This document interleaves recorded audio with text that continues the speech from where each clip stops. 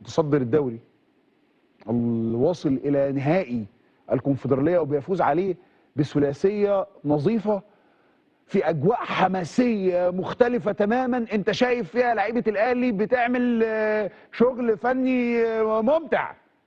انت النهارده شايف بن شرقي بيرسم، النهارده بن شرقي صباح الخير يا جماعه اكتشف يسترب.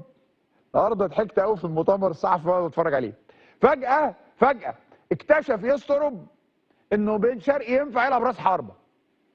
فجاه اكتشف انه عنده الامكانيات دي وقدم وفجاه اكتشف ان هو يقدر يعمل ده. وفجاه بن شرقي يخرج من حاله الجمود الكروي الى مرحله الابداع اللي الناس كانت عارفاها عنه.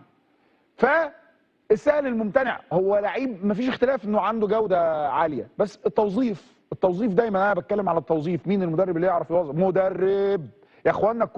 الكوره برضو مش كفته يعني. الكوره مش لازم يبقى فيه مدرب كويس، لازم.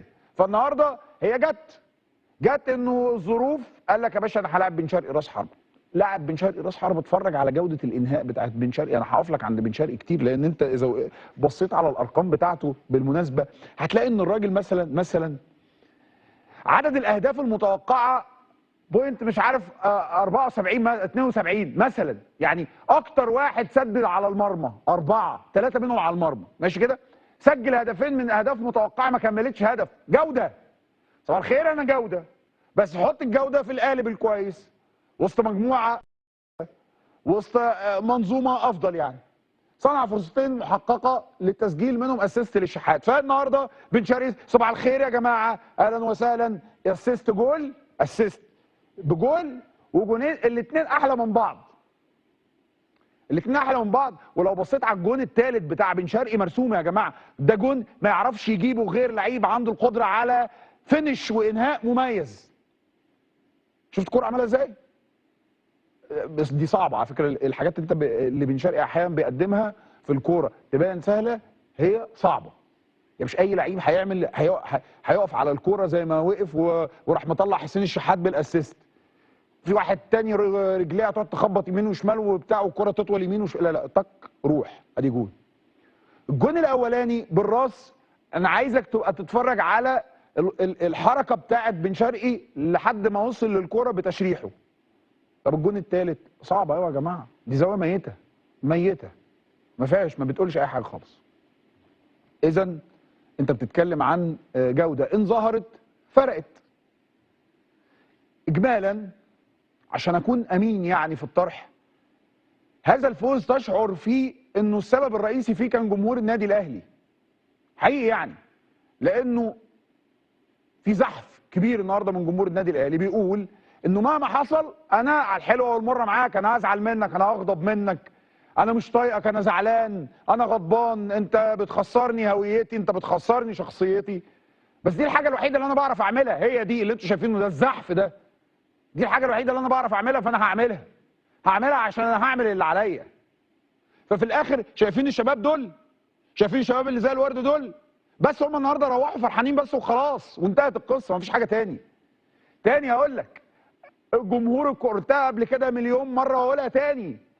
جمهور الكوره هو الوحيد اللي ما بياخدش اي حاجه في اي حاجه وكله متراضي. بص الجمال والحلاوه، واخد ابنه على كتافه وطالع بيه. فالمشهد بيقول لك ايه؟ المشهد بيقول ان هذا المكسب هو مكسب جماهيري بحت. وبرضه يدي لك انطباع انه حتى وان بعدت الامور، ماتش القمه غير، حساباته غير، تفاصيله غير. وتاني برضه هي علامه استفهام.